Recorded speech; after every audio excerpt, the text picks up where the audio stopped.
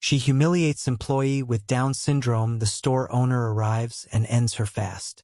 The fluorescent lights buzzed faintly in the crowded grocery store, their cold glow illuminating rows of canned goods and fresh produce. It was late afternoon, the kind of hour when the store brimmed with weary shoppers, their carts clattering over the tiled floor. At register 3, Marcus, a 24-year-old black man with Down syndrome, scanned items with careful precision. His hands moved steadily, each beep of the scanner a small victory. Marcus loved his job. The rhythm of it, the friendly nods from regular customers, the way his manager, Mr. Grayson, always clapped him on the shoulder and said, "Good work, champ." It made him feel like he belonged. But today something was off. A woman in her 40s, Karen Mitchell, stood at his register, her lips pursed in a tight line. She wore a pristine blazer and clutched a designer purse, her eyes scanning Marcus with a disdain that felt like a physical weight. Her cart was half full, but her impatience filled the space around her. Marcus fumbled slightly with a jar of pickles, his fingers slipping on the glass. It didn't break, but it rolled slightly before he caught it. "Are you serious?" Karen snapped, her voice cutting through the hum of the store. "Can't you do anything right? They let people like you work here." The words landed like a slap. Marcus froze, his warm brown eyes widening.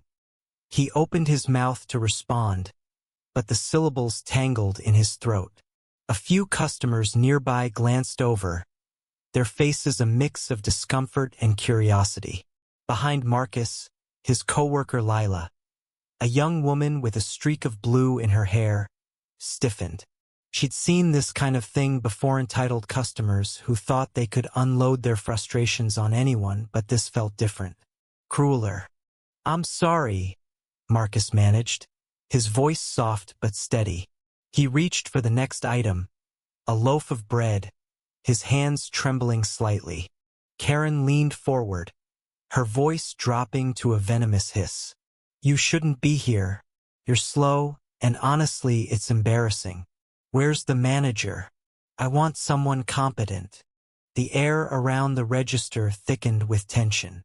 Lila stepped closer, her fists clenched. "Ma'am, that's not okay. Marcus is doing his job just fine." Karen's eyes flicked to Lila, her sneer deepening. "Oh great, another one defending him. This store's gone downhill, hiring people who can't keep up and others who think they can talk back." Marcus's face flushed, a mix of shame and confusion. He loved this job, but moments like this made him feel small, like he was back in school, hearing whispers about his differences. He scanned the bread, focusing on the familiar beep, trying to block out her words. Across the store, another employee, Mr. Thompson, an older man with a limp and a kind smile, watched the scene unfold. He'd worked at Grayson's Market for 20 years and had seen his share of difficult customers. But this was personal. Marcus was like a son to him, always eager to learn, always quick with a joke. Mr. Thompson started toward the register, his steps slow but deliberate. Karen's voice grew louder, drawing more eyes. "I'm not paying for service like this. It's bad enough I have to shop in a place that looks like it's falling apart, but now I have to deal with this." She gestured at Marcus, her words dripping with contempt. The store seemed to hold its breath. A mother with a toddler in her cart turned away, her face tight with second-hand embarrassment. A teenage boy filming on his phone smirked, whispering to his friend. Lila's voice shook as she spoke again. "You need to stop. He's doing his best, and you're being cruel." Karen laughed, a sharp, mirthless sound. "Cruel? I'm just saying what everyone's thinking. He doesn't belong here. Look at him." That was when the twist came. From the back of the store, a new voice cut through the tension like a blade. "Enough!" Mr. Grayson, the store owner, emerged from the stockroom. He was a tall man in his 50s, with graying hair and a presence that commanded respect. His apron was slightly wrinkled, but his eyes burned with a quiet fury. He'd been in the back reviewing inventory when he'd heard the commotion. Now he stood just a few feet from Karen, his gaze locked on her. "What's going on here?"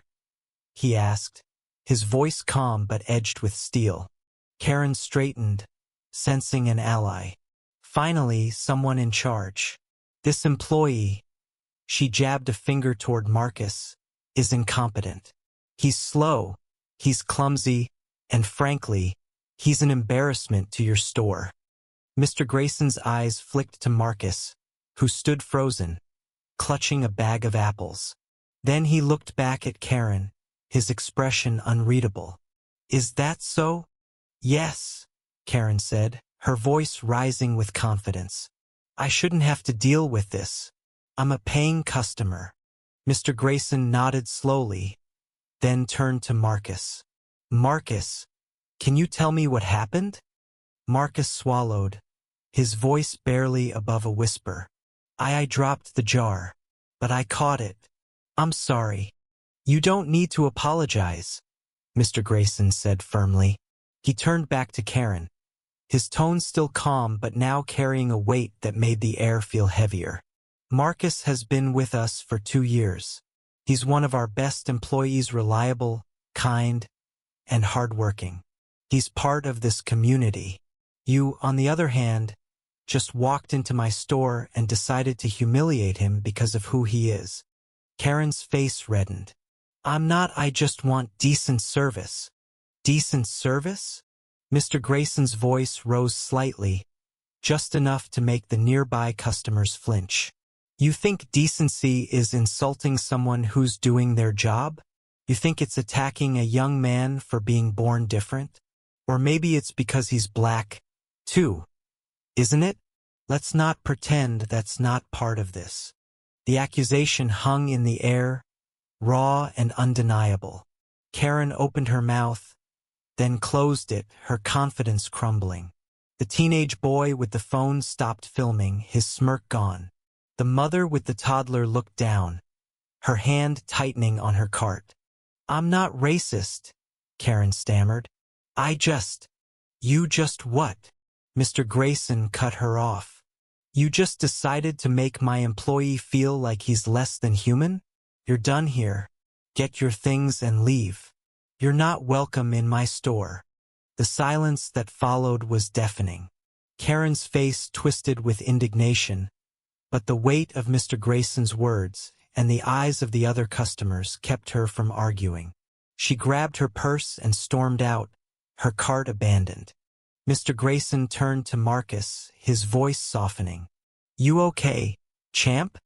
Marcus nodded, though his eyes were wet. "Yeah, thanks, Mr. Grayson." Lila stepped forward, putting a hand on Marcus's shoulder. "You didn't deserve that. You're awesome, Marcus." Mr. Thompson, who'd reached the register by now, added, "She's right. You're the heart of this place, kid." The customers began to move again, the tension easing like a storm passing. A woman in line stepped forward, her voice quiet but firm. "I just want to say, Marcus, you always make my day when I come here. Don't let her get to you." Marcus smiled, small at first, then wider. "Thank you," he said, his voice stronger now. As the store returned to its usual rhythm, Mr. Grayson pulled Marcus aside. "You're more than enough, Marcus. Don't ever forget that." The rest of the shift passed without incident, but the moment lingered. Marcus scanned items with the same care, but now there was a spark in his Aisa quiet pride.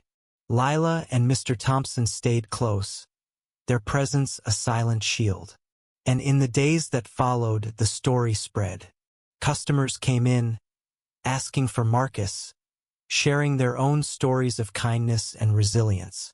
The store became a little brighter, a little warmer, because of one young man who refused to let hate define him. What would you do if you witnessed this moment? Share your thoughts on justice, community, and standing up to prejudice.